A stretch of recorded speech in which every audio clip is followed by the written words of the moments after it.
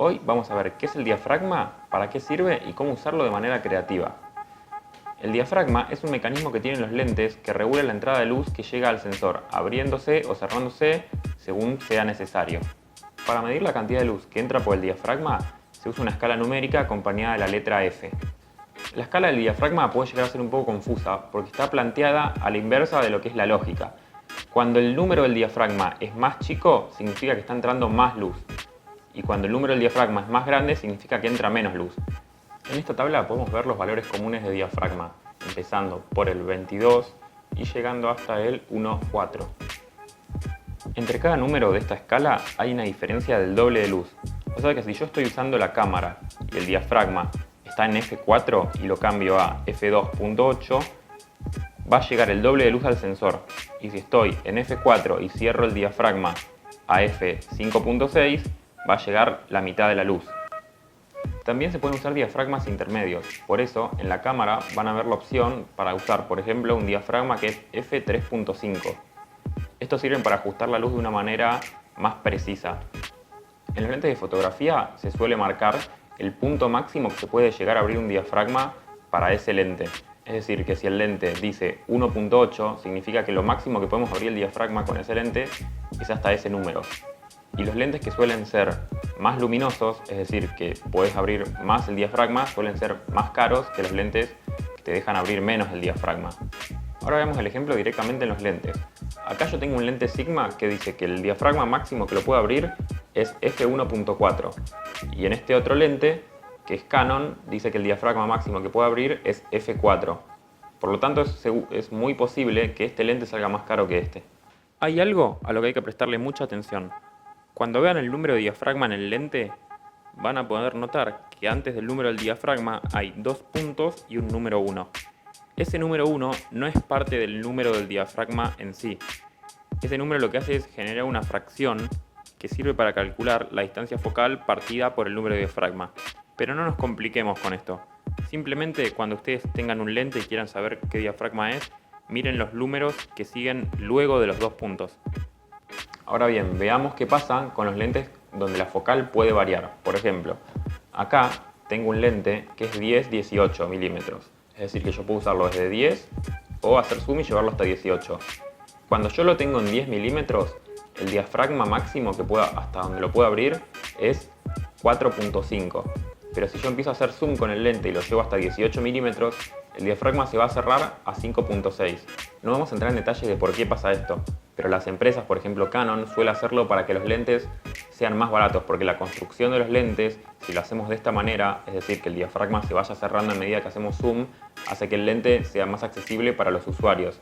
En cambio, hay otros lentes de focal variable, como puede ser, por ejemplo, el Sigma 1835, que el mayor punto de diafragma es 1.8, y aunque yo lo use en 18 milímetros o en 35 milímetros, yo siempre voy a poder abrir el diafragma hasta 1.8. Es decir, que ese lente es de focal variable, pero el diafragma no es variable, es fijo. Por eso esos lentes van a salir más que los que hablamos anteriormente. Una ventaja de abrir el diafragma es que a medida que lo abrimos es menor la profundidad de campo. ¿Qué es la profundidad de campo? Básicamente es la zona nítida, es decir, en foco, que vemos de la imagen.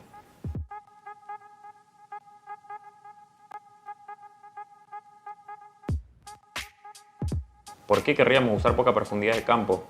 Por ejemplo, para hacer un retrato, ¿vieron esas fotos donde la modelo o el modelo tienen el fondo desenfocado atrás? Bueno, esas fotos generalmente se sacan con diafragmas abiertos. De todas formas hay que aclarar algo. La profundidad de campo no depende solamente del diafragma. Hay otros factores que entran en juego como el tipo de sensor y la focal del lente, pero eso lo vamos a ver en otro video. Acá podemos ver dos fotos sacadas con distinto diafragma y vemos cómo afecta eso a la profundidad de campo. La foto con el diafragma más abierto tiene menor profundidad de campo y la que tiene el diafragma más cerrado tiene mayor profundidad de campo. Entonces, a mayor apertura de diafragma, es decir, un número más chico, menor es la profundidad de campo o la zona enfocada de la imagen. Y por el contrario, a menor apertura de diafragma, es decir, un número más alto, mayor es la profundidad de campo o zona enfocada de la imagen. Entonces ya sabemos que cuando queremos sacarle fotos a modelos o a objetos, nos conviene usar el diafragma más abierto para que haya menor profundidad de campo. Pero no siempre esto nos conviene en todos los tipos de fotografía. Por ejemplo, si vas a hacer una foto de un paisaje, vos necesitas que todo esté nítido y en foco. Entonces ahí no te conviene usar un diafragma, por ejemplo, en 1.8 o f2.8, porque es muy abierto y vas a perder nitidez. Ahí lo que te conviene usar es, por ejemplo, un f8 o un f11. Hay un dato más que hay que tener en cuenta, que es el punto dulce. El punto dulce es donde más nítida va a salir la zona enfocada de la foto. Generalmente este punto no está en diafragmas muy abiertos ni muy cerrados, sino en algo intermedio. Lo mismo pasa con los de retratos. Capaz sacás una foto en f4 y sale más nítida que en f1.4. Eso ya va a depender del uso creativo y expresivo que vos quieras darle a la foto. Otra desventaja de usar los diafragmas muy abiertos, es decir, con un número más chico, es que es más difícil de enfocar. Les voy a dar un ejemplo. Este lente, que es un Sigma f1.4, cuando yo uso el diafragma muy abierto y suelo sacar fotos, después cuando las bajo a la computadora y las veo, me doy cuenta que no están totalmente enfocadas. Eso es porque al usar el diafragma muy abierto, la zona nítida de enfoque es muy chica, entonces es más difícil acertar el enfoque. Bien, esta fue toda la información sobre el diafragma. Seguramente quedaron algunas cosas afuera, pero lo importante y más esencial es lo que les hablé en este video. Así que no olviden de suscribirse, de estar atento a los demás videos que voy a estar subiendo con tutoriales de edición, de manejo de cámara, de fotografía y backstage de sesiones de fotos.